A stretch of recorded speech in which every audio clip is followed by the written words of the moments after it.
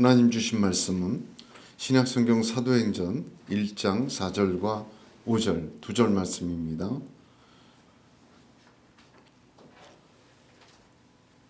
사도행전 1장 4절 5절 두 절 말씀을 저와 여러분이 합독하겠습니다. 사도와 함께 모이사 그들에게 분부하여 이르시되 예루살렘을 떠나지 말고 내게서 들은 바 아버지께서 약속하신 것을 기다리라. 요한은 물로 세례를 베풀었으나 너희는 몇 날이 못되어 성령으로 세례를 받으리라 하셨느니라. 아멘.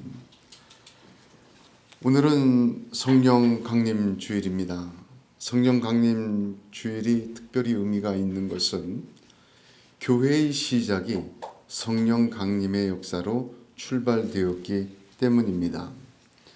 교회 공동체뿐만 아니라 성령을 처음으로 받은 마가의 다락방 120명의 성도들은 각각 그 머리 위에 불같은 성령을 받았습니다. 그리고 그들의 삶은 180도로 변화되었습니다. 예수 그리스도께서 승천하신 후에 보내신 성령으로 교회가 시작이 되고 새로운 삶이 시작이 된 것입니다. 그 성령의 오심은 하나님의 새 창조의 출발을 알리는 거룩한 하나님의 구원의 역사였습니다. 그러므로 오늘 성령 강림 주일을 기억하며 저와 여러분이 이 주일을 말씀을 붙들고 사모하고 또한 하나님 앞에 드릴 때 하나님이 더욱 새롭게 하시는 그 역사가 우리 예언교회와 우리 모든 성도들 한 사람 한 사람의 믿음의 인생에도 2000년 전 마가의 다락방에서 그리했던 것처럼 여기에서도 동일하게 역사하는 하나님의 은혜에 있기를 우리 주 예수의 이름으로 축복합니다. 오늘 본문은 예수님께서 성령 받을 제자들에게 하신 명령입니다. 4절의 명령을 어떻게 표현했냐면 분부하여 이르시되라고 말씀하셨습니다. 제가 헬라어 원문을 말하지 않을 수가 없습니다. 분부하여 이르시되가 헬라어 원문에는 한 단어입니다. 파랑겔로라는 단어를 사용하고 있습니다. 왜 이 헬라어를 얘기하냐 하면 이 단어가 매우 특별한 단어이기 때문에 그리합니다. 신약 성경에서 이 단어는 예수님에게만 사용된 단어입니다. 다른 곳에서는 어떻게 번역되었냐면 마태복음 10장 5절 6절에서 예수께서 이 12를 내어 보내시며 명하여 가라사대, 이게 파랑겔로우입니다. 이방인의 길로도 가지 말고 사마리아인의 고을로도 들어가지 말고 차라리 이스라엘 집에 잃어버린 양에게로 가라. 이게 파랑겔로예요. 또한 누가복음 8장 29절에도 예수님께서 더러운 귀신을 명하사 이 사람에게서 나오라 할 때 그 명하심도 파랑겔로입니다. 오늘 읽은 본문 분부하여 가라사대와 동일한 단어입니다. 예수님에게만 쓴 이 독특한 단어는 귀신을 내어 쫓을 때, 제자들에게 명령을 할 때, 문둥병자를 고칠 때, 오병이어의 기적을 나타내실 때도 이 단어가 사용이 됩니다. 그러므로 오늘 본문에서 예수님께서 분부하여 이르시되라는 말은 단순한 권고나 권면이 아닙니다. 하나님의 아들로서 선포하시는 신적 명령입니다.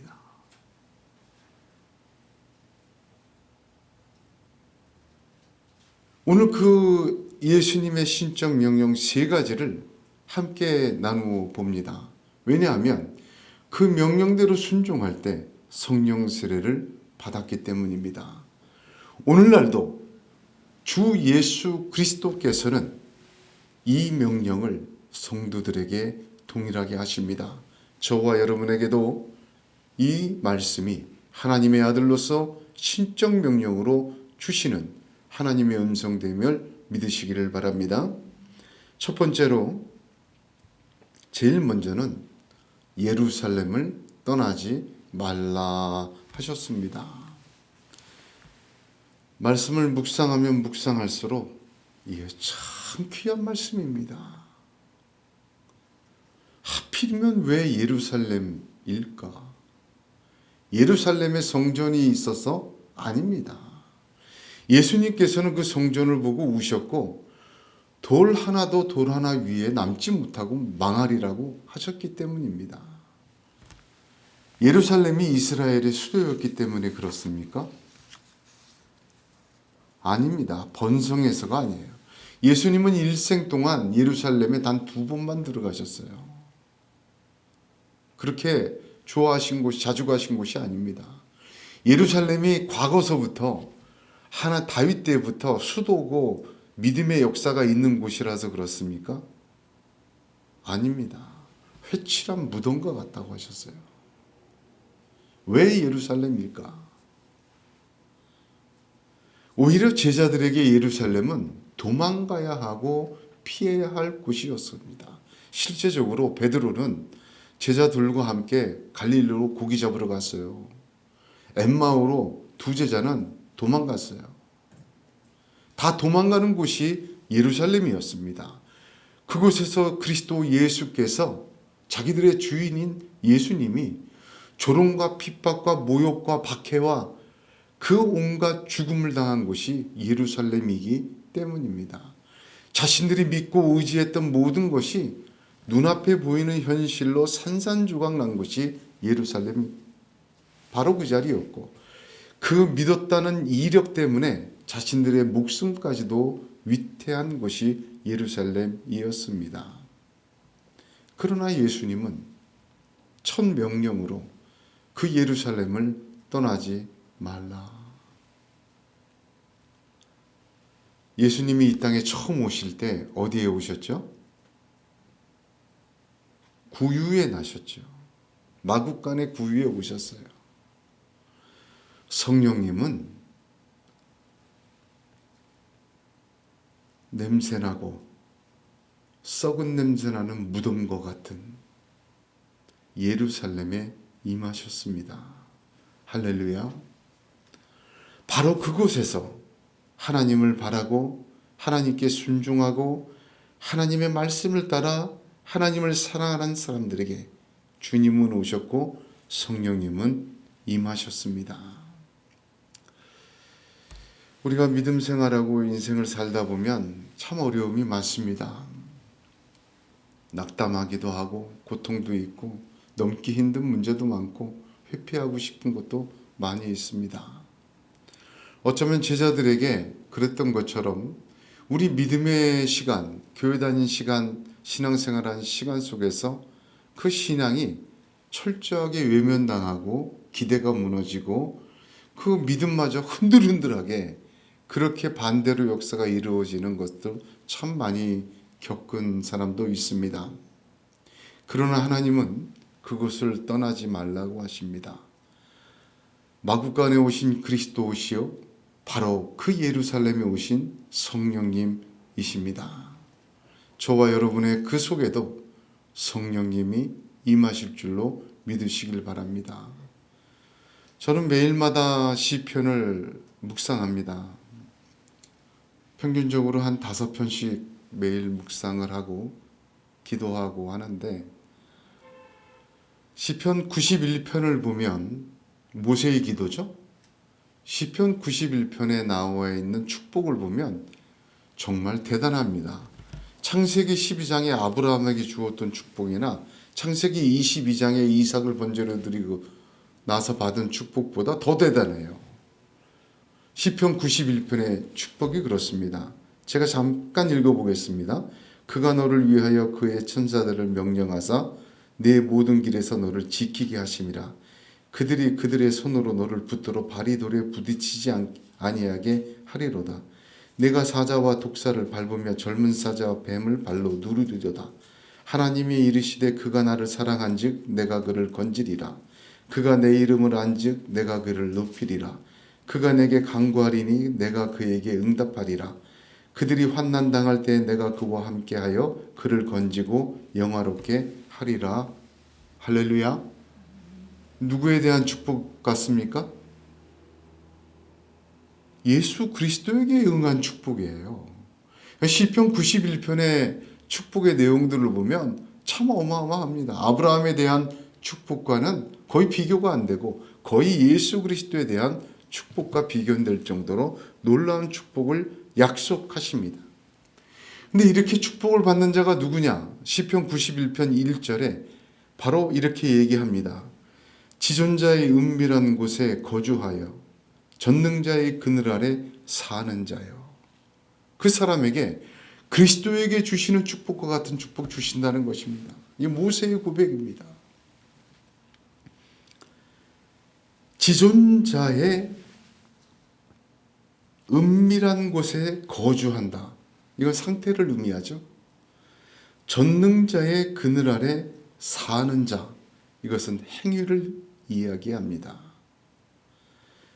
그 사람의 상태와 행위가 하나님 앞에 있을 때 하나님은 하나님 앞에서 사시고 복받으신 그리스도 예수처럼 그 사람 그렇게 축복하신다. 성경에 약속하셨습니다. 바로 코람데오라고 하죠. 하나님 앞에 있는 상태와 행위, 코람데오입니다. 예수님께서 산상수훈이라고 불리는 놀라운 말씀을 증거하셨습니다. 마태복음 5장에서 7장까지 기록이 되어 있는데 예수님의 가르침의 핵심 중에 핵심이란 모두 3장에 기록된 산상수훈의 가장 가운데 있는 6장 굉장히 중요합니다. 이 위치적으로도 6장은 중간이죠. 산상수훈의 중간이에요. 그런데 이 위치조차도 거저 순서로 나열한 것은 아닙니다. 어쩌면 5장과 7장의 산상수훈의 중심을 잡아주는 거의 핵심이 되는 가르침이 6장, 그래서 가운데에 넣은 것입니다. 그 6장 가르치심의 한 장 전체에 가르치심 산상수훈의 가르침을 한마디로 줄이면 은밀하게 하라. 은밀한 중에 보시는 너희 아버지께서 갚으시리라. 은밀한 가운데 계시고 보시고 갚으시는 하나님 앞에서 살라. 코람데오 하라는 말씀입니다.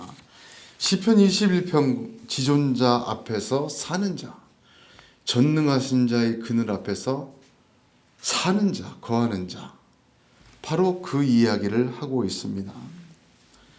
이 놀라운 고백을 한 모세의 120년 삶을 보면 녹록지가 않습니다. 애굽에서 40년, 미디안 광야에서 40년, 광야에서 40년입니다. 그럼에도 불구하고 그 속에서 그 어려운 환경 속에서 지존자의 은밀한 데 거주하며 전능자의 그늘 아래 사는 자가 복됨을 고백합니다.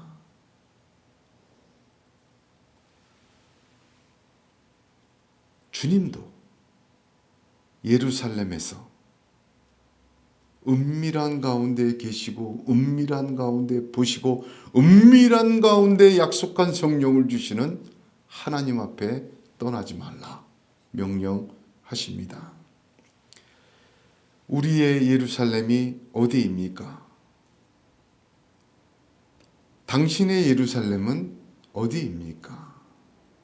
떠나고 싶은 곳이 어디입니까? 썩어 냄새나고 다시 들춰보기도 힘든 조롱과 모욕과 핍박이 있는 그 은밀한 가운데 하나님이 계십니다. 그 하나님이 주목하여 보시고 갚으시고 또한 성령을 약속하여 주셨습니다. 사랑하는 성도 여러분, 기도원 가서 막 신령하게 기도하고 금식하고 그러다 성령 받는 거 뭐 있습니다. 그러나 하나님께서는 오늘 주님은 명령하십니다. 예루살렘을 떠나지 말라. 저와 여러분의 예루살렘은 떠나지 않고 바로 그 속에서 하나님의 언약의 말씀을 붙드는 은혜의 시간이 믿음에 있기를 주님의 이름으로 축복합니다. 두 번째는 주님의 명령은 약속하신 것을 붙들어야 하십니다. 예수님은 이미 십자가 지시기 전에 성령을 주신다고 약속하셨습니다. 약속은 믿는 거죠. 보이지 않는 증거예요, 믿음이. 하나님이 약속하셨기에 믿는 것입니다. 뭐 사람이 언약한 것이 아니라 하나님이 보증하시고 약속하신 거예요. 믿어야 되는 거죠. 그런 믿음 가진 자가 우리 믿음의 조상 아브라함입니다. 로마서 4장을 보면 아브라함이 바랄 수 없는 중에 바라고 믿었다. 내 후손이 이 같으리라 하신 말씀대로 많은 민족의 조상이 되게 하려 하심이라. 그가 백세나 되어 자기 몸이 죽은 것 같고 살아있다가 죽은 것 같음을 알고도 믿음이 약하여지지 아니하고 믿음이 없어 하나님의 약속을 의심하지 않고 믿음으로 견고하여져서 하나님께 영광을 돌리며 약속하신 그것을 또한 능히 이루실 줄을 확신하였으니 그러므로 그것이 그에게 의로 여기셨느니라. 그에게 의로 여겨졌다 기록된 것은 아브라함만 위한 것이 아니요 의로 여기심을 받을 우리도 위함이니 곧 예수 우리 주를 죽은 자 가운데서 살리신 이를 믿는 자니라. 아멘. 바울의 설교입니다. 하나님은 약속을 주십니다. 왜? 믿으라고. 왜? 그 믿음을 보고 의롭다 하셨기 때문에 우리도 하나님 앞에 의롭다 받으려고 우리에게도 동일한 약속을 주십니다. 창세기를 보면 그러나 아브라함의 인생을 보니까 아브라함이 그 약속을 붙들지 못하는 시기가 있었어요. 이스마엘을 낳은 것 아니겠습니까? 하나님께서 아들 준다고 다시 확인시켜 주니까 이스마엘이나 잘 되기를 바랍니다. 그렇게 기도했어요. 곁에 사라는 웃었습니다. 사실 하나님의 약속을 붙들고 사는 것 쉽지 않습니다. 어찌 보면은 대부분 많은 사람은 하나님의 약속보다는 하갈을 붙들어 자식 보기를 원하는 것이 우리의 믿음과 인생입니다. 그 위대한 엘리야도 보십시오. 엘리야가 갈멜산에서 그 승리를 하고도 하나님의 약속을 놓치고 이세벨의 위협에 도망가지 않습니까? 하나님의 약속보다 다른 것을 붙들고 살고 있습니까? 더 든든한 것으로 인생을 채워가십니까? 그럴 수 있습니다. 문제는 붙들고 의지하고 있는 것이 우리의 주인 되는 것입니다. 예수님은 마태복음 6장 24절에 한 사람이 두 주인을 섬기지 못할 것이니 혹 이를 미워하며 저를 사랑하거나 혹 이를 중히 여기며 저를 경히 여김이라. 너희가 하나님과 재물을 겸하여 섬기지 못하리라 하셨습니다.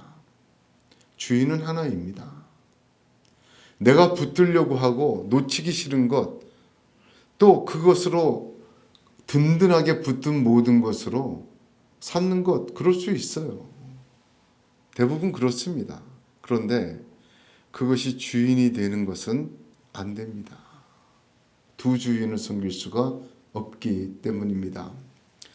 하나님이 주인 되신 믿음의 삶이 되시기를 바랍니다. 그게 약속을 붙드는 삶이에요. 약속 붙들고 사는 게 왜 중요하냐? 하나님이 나의 주인 되심이 증명되기 때문입니다. 그 하나님, 우리의 주인은 자기의 백성, 자기의 종을 결코 홀로 두거나 버려두지 아니하시고 방관하는 주인이 아니십니다. 하나님의 맷돌은 천천히 돕니다. 빨리 도는 맷돌은 덜 갈리는 것도 다 뱉지만 천천히 도는 맷돌은 완전히 갈릴 때까지 곱게 갈아요. 하나님의 시간과 맷돌 약속은 천천히 돕니다. 그러나 완전히 고운 가루로 완성하십니다. 그렇습니다. 믿음으로 사십시오. 약속을 믿는 믿음으로 사십시오. 하나님이 주인됨의 고백입니다. 약속은 믿는 것입니다. 우리가 성경을 보니까 예수님의 기도가 하나님이 거절하신 기도가 있어요.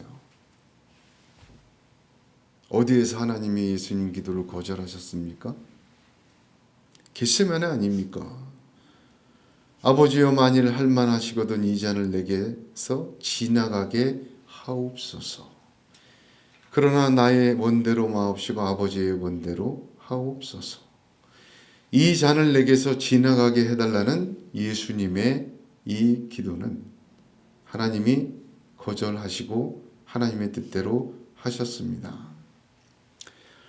이 잔이라는 것은 예수님이 십자가를 지는 것인데 그 십자가의 죽으심은 구약 창세기부터 기록이 된 성경의 약속입니다. 성경에 기록된 하나님의 약속은 예수님의 기도에도 불구하고 지나가지 않습니다. 반드시 이루어집니다. 사도행전 13장 29절 30절에 성경에 저를 가리켜 기록한 말씀을 다 응하게 한 것이라 하였습니다. 그렇습니다. 오늘 이 아침에 성령 강림 주일에 저와 여러분에게 하나님의 약속은 지나가지 않습니다. 성경에 기록된 하나님의 약속은 더더군다나 지나가지 않습니다. 성령으로 세례를 받으리라 한 이 약속은 성경에 기록된 예수님의 약속입니다. 그 말씀대로 믿음을 갖고 있는 자, 약속을 붙드는 자, 하나님이 축복하시고 충만하게 하실 줄로 믿습니다. 성령을 주시는 하나님은 마가의 다락방에도 예언교회에도 주십니다. 120명의 머리 위에도 예언교회 성도들 한 사람 한 사람 머리 위에도 부어주시기를 원합니다. 비록 실패하고 좌절하고 힘들어도 하나님의 약속을 믿는 믿음으로 붙드시기를 바랍니다. 험난한 세상에서 썩어 냄새나는 부패가 승리하고 죄악이 깃발을 날리는 곳에서 하나님은 그런 사람들을 택하사 성령을 부으시고 하나님의 새 역사를 이루어 가신 하나님이십니다. 그것이 저 여행교회와 우리 모두가 되기를 우리 주 예수의 이름으로 축복합니다. 세 번째로 주님의 명령은 기다리라 하셨습니다. 시간이 준비되어야 되겠습니다. 왜 성령이 오순절날 임하셨습니까? 제가 사도행전 강의할 때 한번 이 말씀 나눈 적이 있습니다만 오순절의 시기는 약 6월, 지금은 5월 중순이죠. 좀 빨라졌지만 6월절이 지난 50일째 되는 날이 오순절이에요. 77절이라고도 합니다. 77이 49죠? 그리고 그 다음 날이 주일이니까. 77절이라고도 하고, 이 오순절이라는 말에 굉장히 의미가 많습니다. 또 이때는 봄의 추수를 시작한 밀을 완전히 끝내는 시기이기도 합니다. 그런데 이 오순절은 왜 오순절인가? 오순절은 특별히 구약에 보면 시내산에서 십계명을 받은 때가 오순절이에요. 그러니까 시내산에서 십계명을 주심으로 이스라엘이 하나님의 백성으로 이 땅에서 그 가나안 땅 죄와 우상이 가득한 곳에서 하나님의 사람으로 하나님의 백성으로 살아가는 하나님의 그 공동체가 새로 시작하는 날이 바로 오순절이었습니다. 오순절의 성령 임하심은 하나님께서 우리 주 예수 그리스도로 말미암은 새로운 계명을 주시고 예수님의 십자가와 부활로 새로운 백성, 새로운 공동체, 교회를 출발시키는 날의 의미로 오순절에 성령 임하신 것입니다. 시내산에서는 공동체에게 하나님이 임재하셨지만 오순절의 성령님은 각 사람에게 임하셔서 성전 삼으셨습니다. 그러므로 오순절에 성령 임하심은 시내산과 비견되지만 시내산보다는 완성된 하나님의 구원의 역사로 다 이루어진 하나님의 역사입니다. 그래서 오순절에 오신 거예요.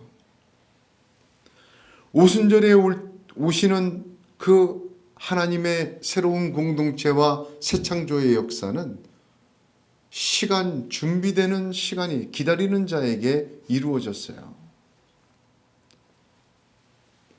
하나님을 보니까 시내산에서도 그러셨더라고요.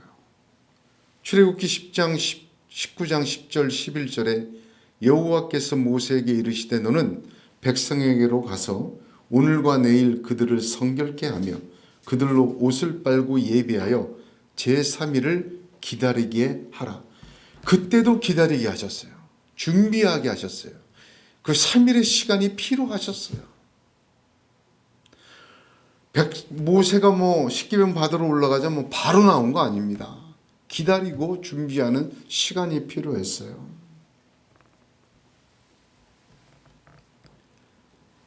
신은 우리를 채찍으로 길들이지 않고 시간으로 길들인다라는 말이 있습니다. 예수님께서 십자가에서 죽으시고 3일 만에 부활하시고 40일간 부활을 증거하시고 승천하셨습니다. 승천하시면서 약속하신 성령을 바로 보내지 않으셨습니다.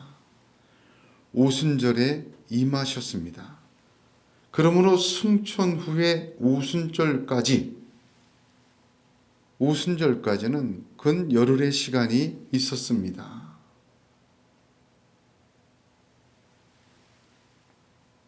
하나님이 굉장히 정밀하십니다. 성경의 숫자는 그 연수는 단순한 시간이 아니에요. 굉장한 의미를 갖고 있습니다. 열흘도 그냥 10일이 아닙니다. 성경에서 10이라는 숫자는 말씀과 시험을 의미합니다. 보세요. 대표적으로 제9계명이 아니라 시내산에서 무슨 몇 계명을 주셨죠? 10개의 계명을 주셨잖아요. 말씀을 의미해요. 애굽에 하나님께서 재앙을 내리실 때 몇 번 재앙을 내리셨어요? 10번 내리셨잖아요. 시험을 의미합니다. 그래서 10이라는 숫자는 말씀과 시험을 의미해요. 그런데 열흘이라는 시자는 특별히 시험을 의미합니다. 성경에서 열흘 기록된 것 중에 대표적으로 두 개를 보면 첫 번째는 이삭의 아내가 되는 리브가가 아브라함의 종이 그를 찾으러 갔죠. 근데 리브가가 생명부지의 곳으로 모르는 사람을 쫓아가야 돼요. 남편 될 사람 얼굴 한번 못 보고 낯선 곳으로 가야 되는 게 얼마나 어렵겠습니까? 창세기 24장 55절 보니까 리브가의 오라비와 그 어미가 가로되 소녀로 며칠을 적어도 열흘을 우리와 함께 있게 하라. 그 후에 그가 갈 것이니. 열흘 동안 시험하는 거예요. 생각해보고 들어보고 말아보고. 또 두 번째 열흘은 다니엘에 나옵니다.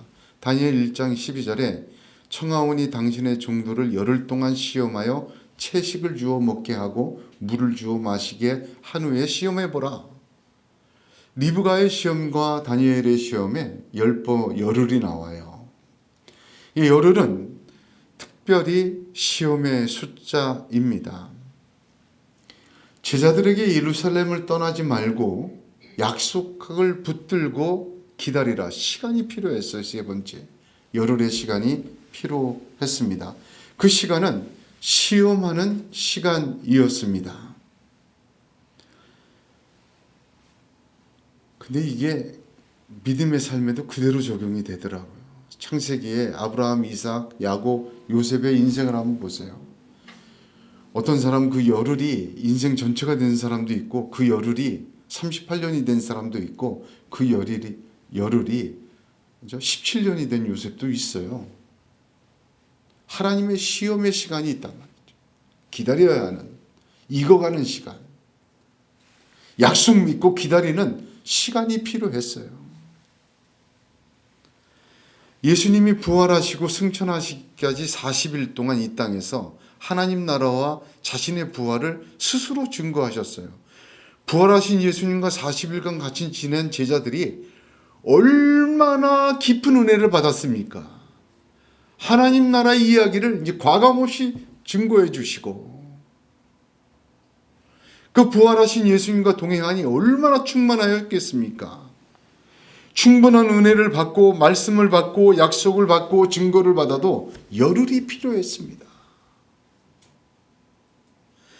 오로지 기도에 힘쓰며 그 열흘 동안 그 말씀이 말씀되고 그 은혜가 은혜되고 받은 증거가 삶에 나타나는 익어가는 시간이 필요했습니다. 저와 여러분에게도 열흘의 기다림이 있기를 축복합니다.